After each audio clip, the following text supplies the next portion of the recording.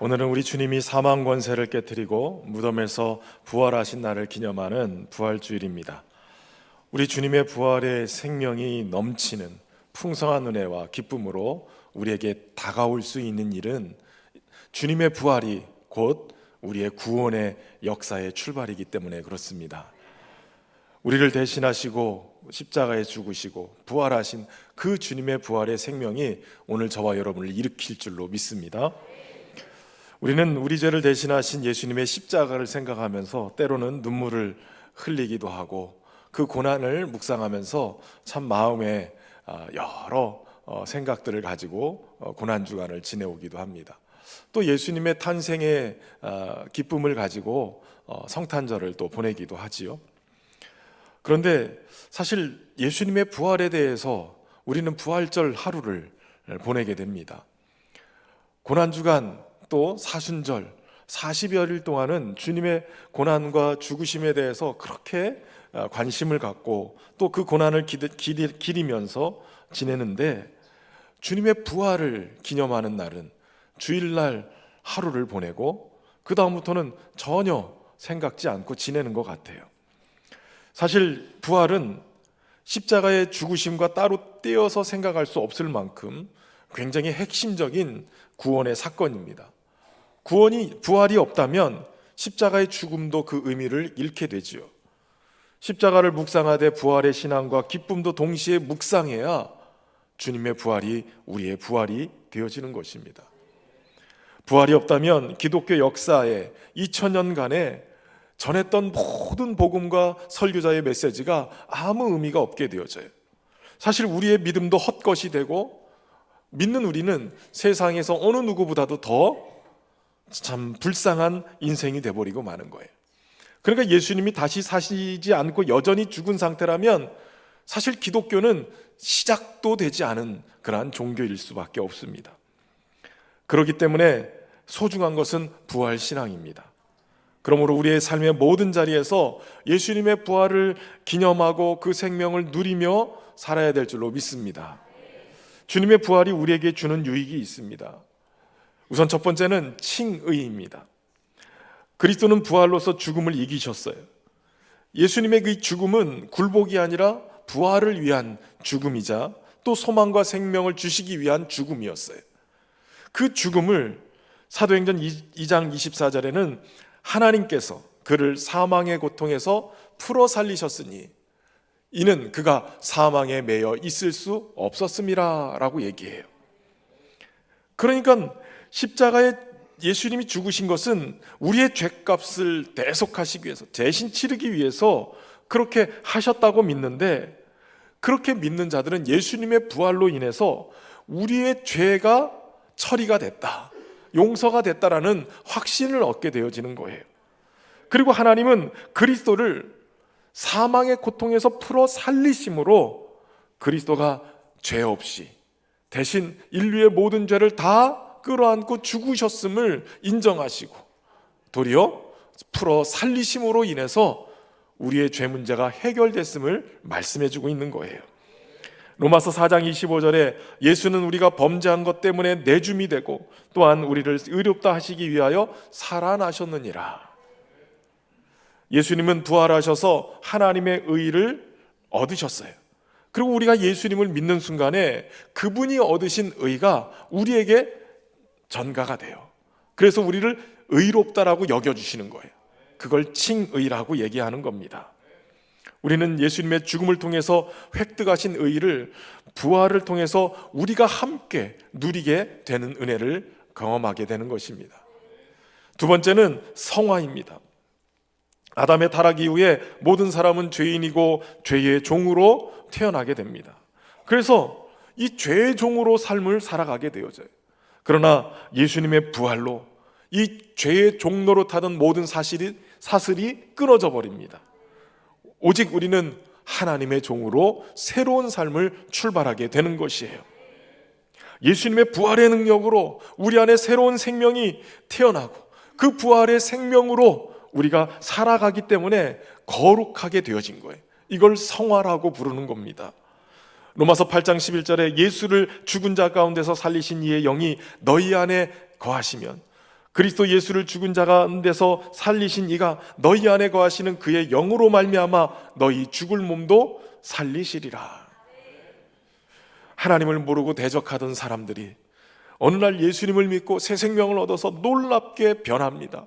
예전의 삶과는 완전히 차원이 다른 새로운 삶을 살게 되는 것은 그가 주님의 거룩을 덧입은, 주님의 은혜로 생명을 얻은 자가 되었기 때문에 그런 거예요. 그 놀라운 변화의 역사, 이 성화의 역사가 오늘 우리의 삶 속에 충만하기를 주의 이름으로 축원합니다.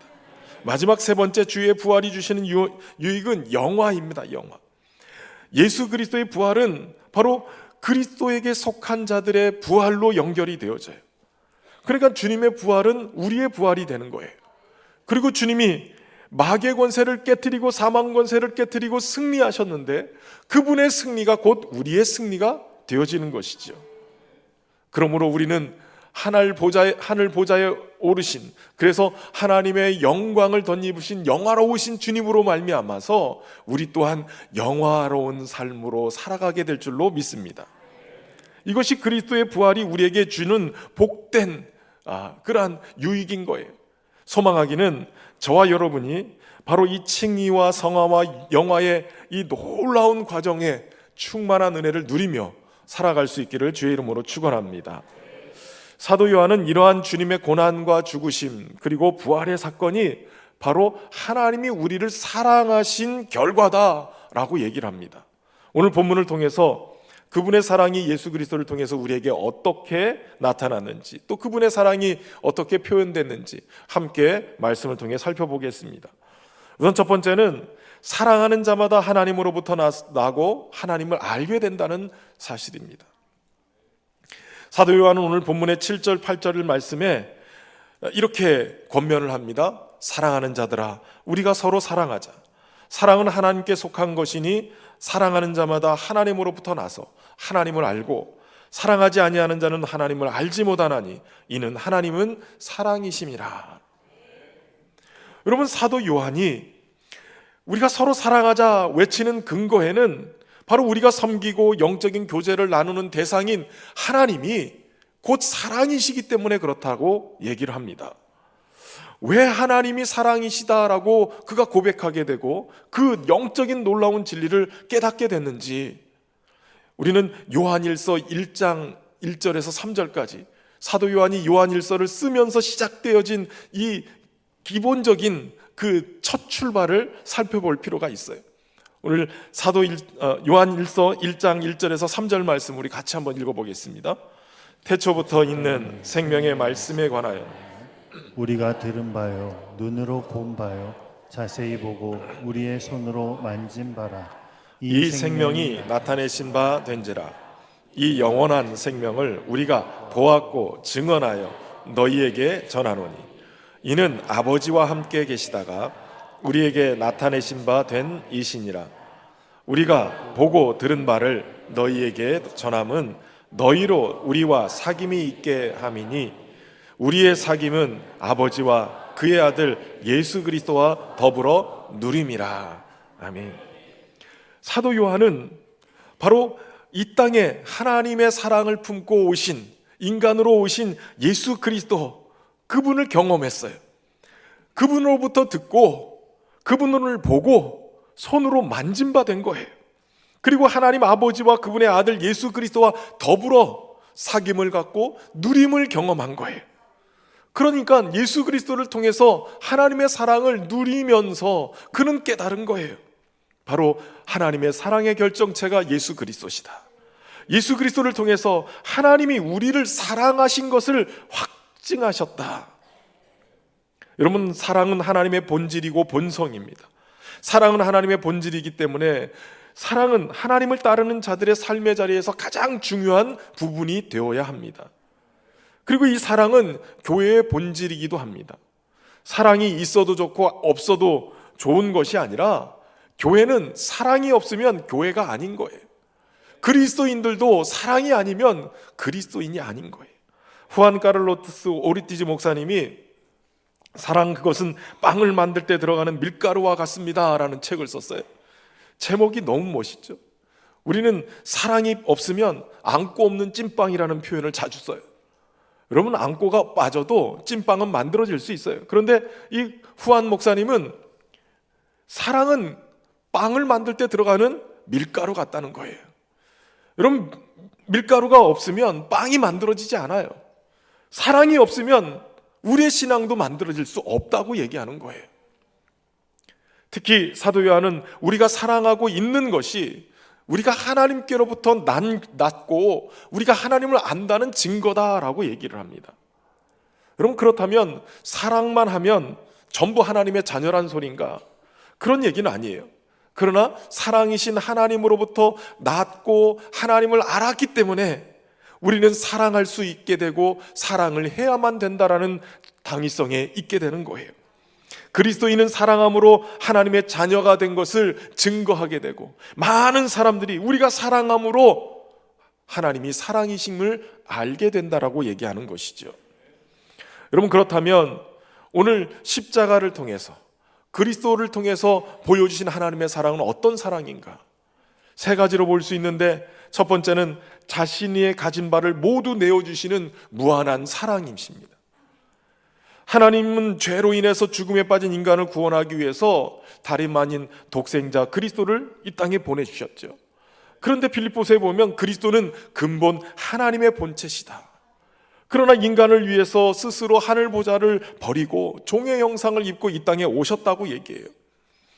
하늘의 영광된 보좌와 부귀와 영화를 죄인된 인간을 살리기 위해서 그리스도는 스스로 비천함과 멸시를 택하셨다라고 얘기하는 거예요. 여러분, 세상의 사랑은 자기의 가진 것을 나눠주는데 자기 것을 다 주지는 않아요. 어느 정도는 자기 것 챙기고 여유 있는 것에서 나눠줘요. 그러나 하나님이 그리스도를 통해서 우리에게 보여주신 사랑은 내 생명까지도, 내 안에 있는 모든 것까지도 다 내어주는 사랑입니다. 그만큼 우리를 사랑하신 그 사랑의 가치가 너무 귀한 것이죠. 그 사랑을 저와 여러분이 입은 줄로 믿습니다. 두 번째는 인간의 모든 고통을 대신 지신 사랑입니다. 인간의 죄를 대속하고 하나님의 영원한 나라를 세우기 위해서 이 땅에 오신 예수님은 종의 형상을 입고 멸시와 천대를 받으셨어요. 그리고 인간이 죄로 말미암아서 받게 되는 이 고통을 실제 삶으로 경험해 내셨어요. 그리고 십자가 위에서 멸시와 천대를 당하면서, 그 순환을 당하면서 고통하셨다는 거예요. 여러분, 인간은 사랑하는 사람의 고통을 같이 아파해 줄 수 있는 흉내는 낼 수 있어요. 그러나 그 고통을 대신 짊어지지는 못해요. 예수 그리스도는 함께 아파하는 정도에서 그치지 않고 그 고통을 대신 십자가 위에서 짊어지고 죽으신 거예요. 우리의 고통을 대신 지신 놀라운 사랑, 최고의 사랑, 저와 여러분이 받고 있는 줄로 믿습니다. 세 번째는 자신의 생명까지 내어주는 희생적인 사랑이에요. 공의의 하나님은 죄에 대해서 심판하실 수밖에 없어요. 그러나 인간이 이 죄에 대해서 심판을 받을 때 결과는 죽어야만 하는 거죠. 인간을 구원하기 위한 사랑의 하나님은 어떻게든 인간을 구원하고 죄에 대한 심판도 하셔야만 됐어요. 이것을 동시에 만족시킬 방법을 하나님이 선택하셨는데, 그것이 바로 그리스도를 인간의 죄를 담당하고 십자가에서 죽이시는 거예요. 죄에 대한 형벌을 바로 인간을 대표하는 예수 그리스도에게 내리시고, 그리고 예수 그리스도가 십자가에서 끌어가는 인류를 살리시기로 작정하신 거죠. 예수 그리스도의 사랑은 바로 인간을 위해 죽음의 길을 기꺼이 택하시는 거예요. 그리스도의 사랑은 자기 생명까지 내어주시는 희생적인 사랑인 것입니다. 저와 여러분이 이 놀라운 사랑을 받고 있는 줄로 믿습니다. 그러니까 사도 바울은 이런 그리스도의 사랑이 자신을 강권한다는 거예요. 그래서 내가 새로운 삶을 대적자에서 이제는 그리스도의 복음을 전하는 자로 살게 되었노라고 얘기하는 거예요. 고린도후서 5장 15절 말씀인데 우리 같이 한번 읽어보겠습니다. 그가 모든 사람을 대신하여 죽으심은 살아있는 자들로 하여금 다시는 그들 자신을 위하여 살지 않고 오직 그들을 대신하여 죽었다가 다시 살아나신 이를 위하여 살게 하려 하심이라. 아멘. 주님의 그 사랑을 깨달을 때, 또 그분의 사랑 안에 거할 때, 이제 우리는 다시는 우리의 자신을 위해서 사는 것이 아니라 육체의 남은 때를 주를 위해서 사는 삶을 살게 될 줄로 믿습니다. 사도 요한은 11절에서 어떻게 살아야 되나? 11절에 이렇게 얘기합니다. 사랑하는 자들아, 하나님이 이같이 우리를 사랑하였은즉 우리도 서로 사랑하는 것이 마땅하도다. 우리가 서로 사랑하는 것이 마땅하다는 거예요. 여러분, 하나님이 우리를 사랑하시고 사랑하게 하신 것, 이것은 우리에게 특권이기도 하지만 또 의무이기도 합니다. 교회가 먼저 사랑해야 돼요. 또 성도 간에 사랑해야 되고요. 믿음의 가족들이 먼저 사랑해야 됩니다.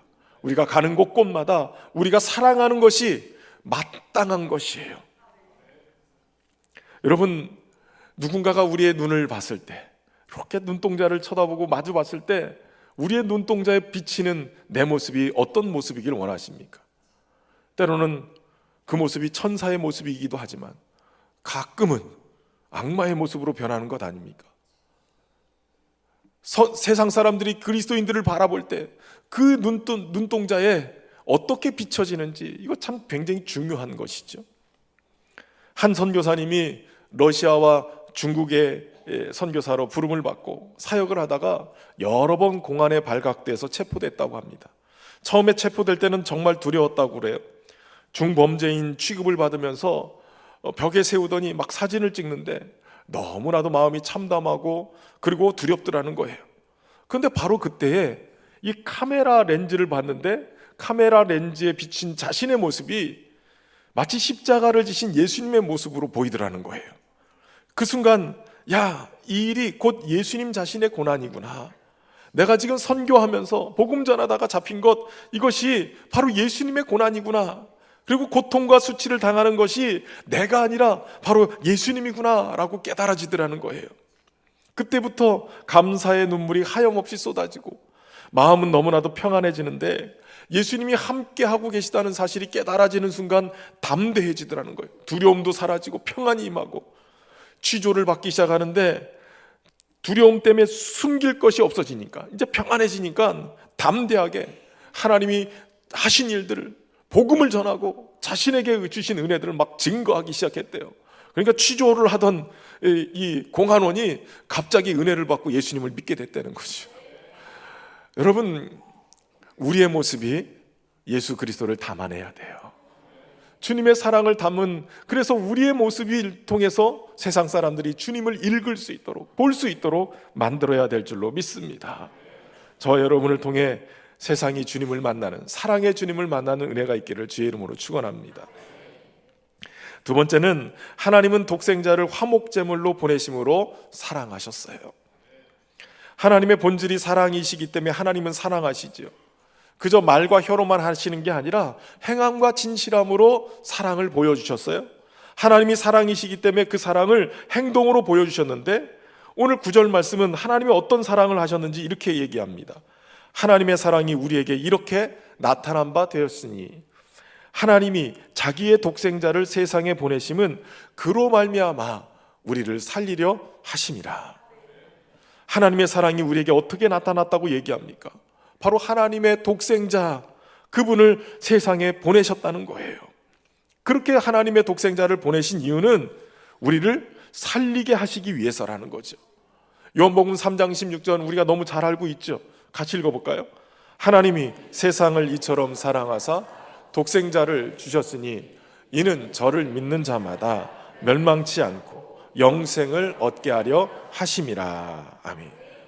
독생자를 주신 이유는 우리가 멸망하지 않고 영생을 얻고 살리게 하기 위해서 독생자를 주셨다는 거예요.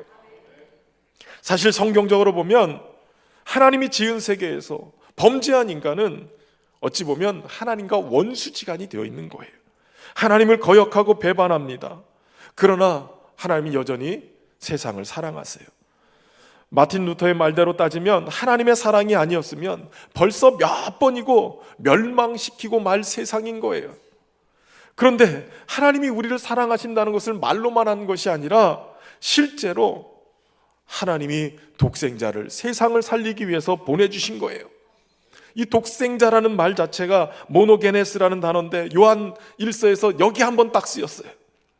단 하나밖에 없는 유일한 아들, 예수님을 우리에게 보내주셨다는 거예요.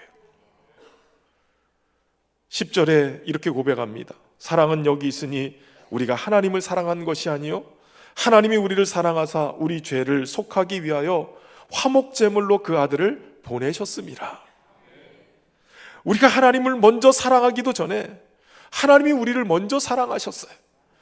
우리가 사랑받을 자격이나 조건을 갖추지 못했음에도 불구하고 우리가 연약할 때, 우리가 죄인 되었을 때, 우리가 아직 원수 되었을 때 하나님이 그 아들을 보내심으로 우리를 사랑하셨다는 거예요. 로마서 5장 6절과 7절, 8절의 말씀에 우리가 아직 연약할 때의 기약대로 그리스도께서 경건하지 않은 자를 위하여 죽으셨도다. 우리가 아직 죄인 되었을 때 그리스도께서 우리를 위하여 죽으심으로 하나님께서 우리에 대한 자기의 사랑을 확증하셨느니라. 하나님은 예수님을 우리의 죄를 속하기 위해서 화목제물로 선택하셨다는 거예요.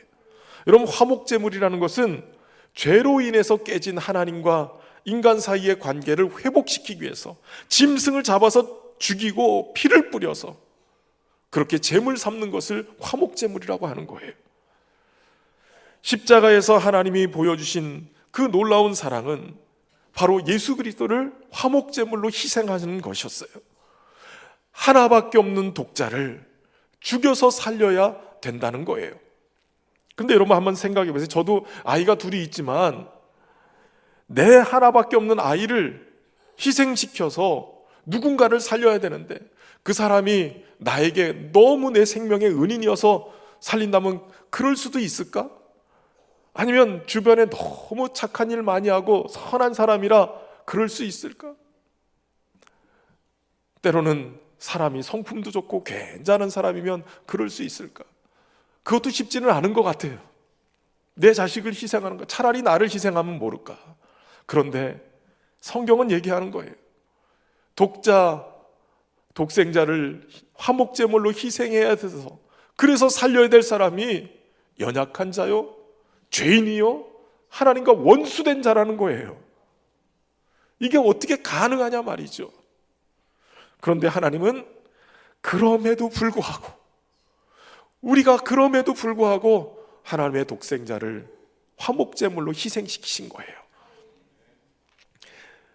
마스미 토요토미라는 사람이 쓴 참사랑은 그 어디에? 라는 책에 그는 사랑을 세 가지로 분류를 했어요. 첫 번째 사랑은 만약의 사랑이라고 그래요. 이것은 만약에 어떤 조건이 충족되면 사랑하겠다는 거예요. 그러니까 말 잘 들으면 아빠가 너 사랑해 줄게, 뭐 이런 거예요. 당신이 나에게 선물을 사준다면 그러면 내가 사랑할게요. 그러니까 조건을 걸고 이것이 조건이 충족되면 사랑하겠노라고 얘기하는 거예요. 이 조건, 여러분 인간의 사랑 가운데 이 사랑을 참 많이 하죠.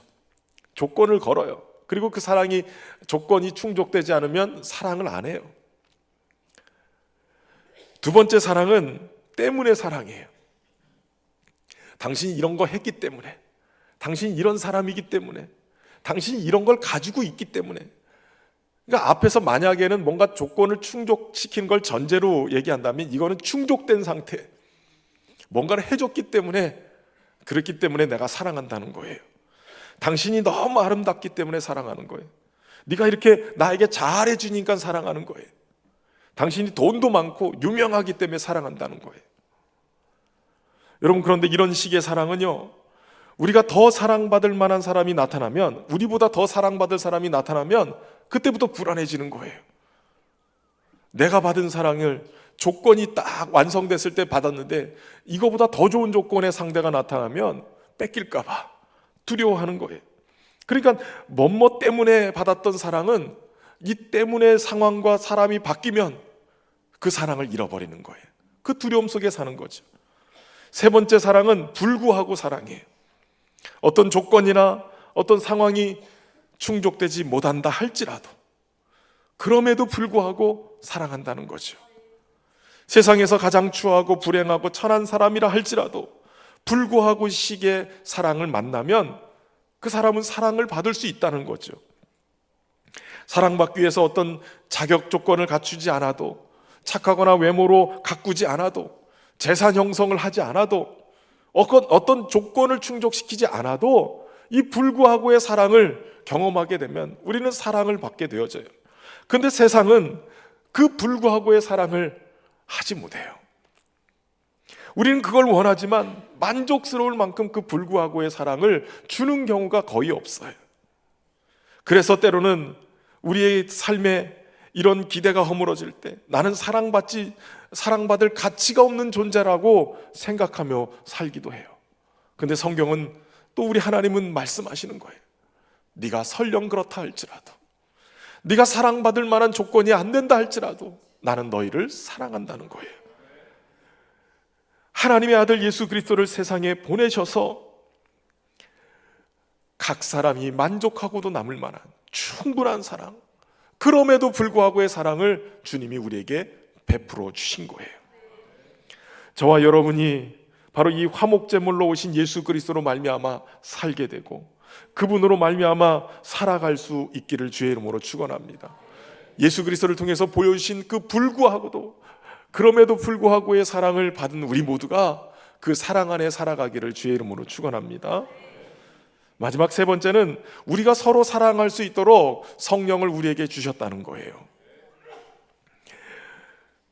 하나님께서 예수 그리스도를 통해서 보여주신 이 십자가 사랑은 단순히 우리가 죄의 저주에서 해방되었다라는 것을 알려주는 사랑이 아니에요.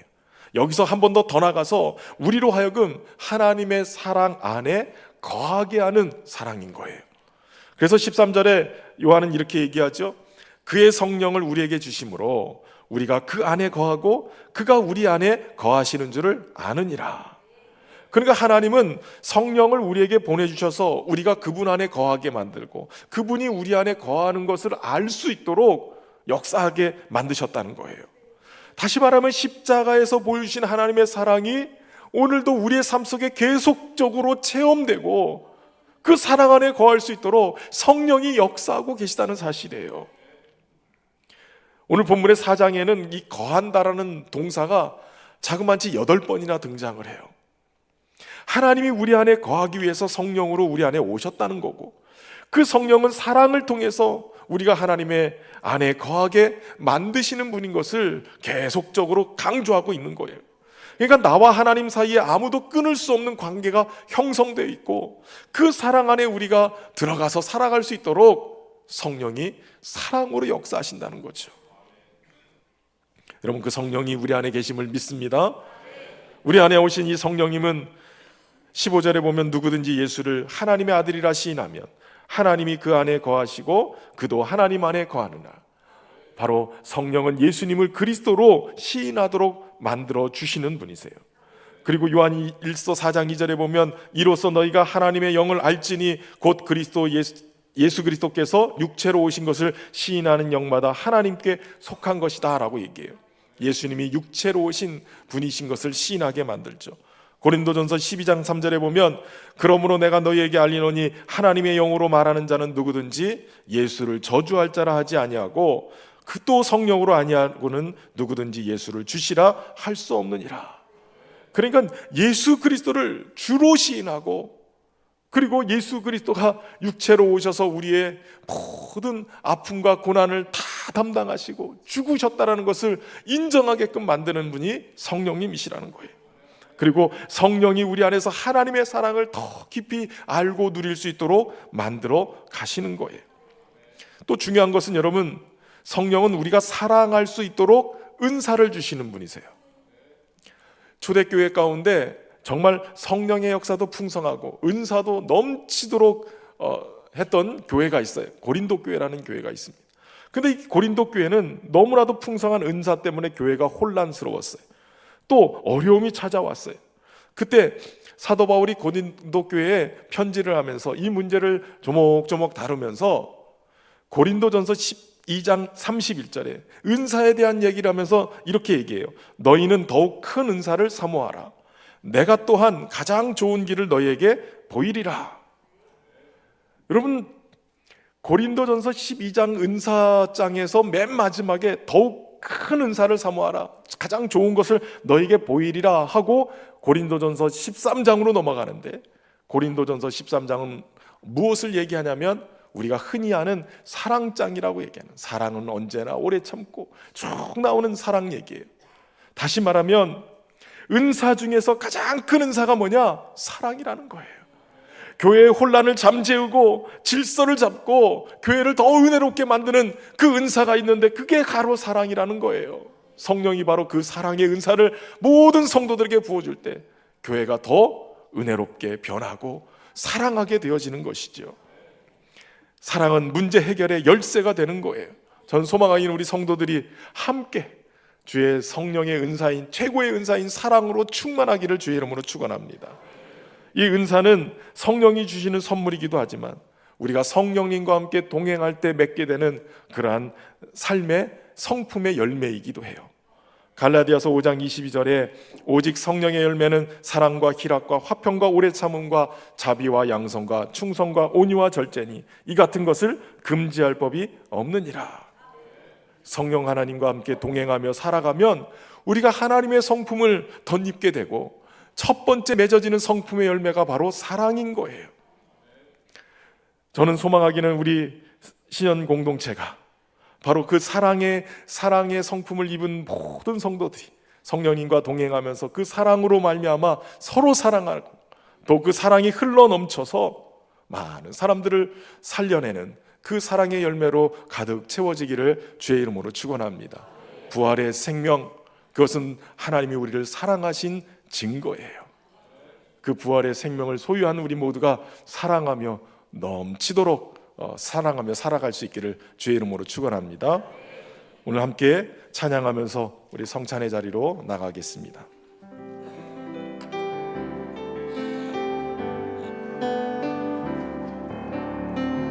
내 안에 주를 향한 이 노래, 영원한 노래 있으니,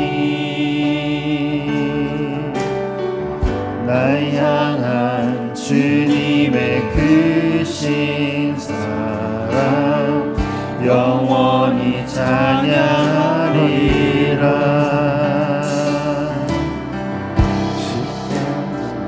그 사랑 찬양하리, 날 구원하신 그 사랑, 내 삶을 드려 찬양하리라.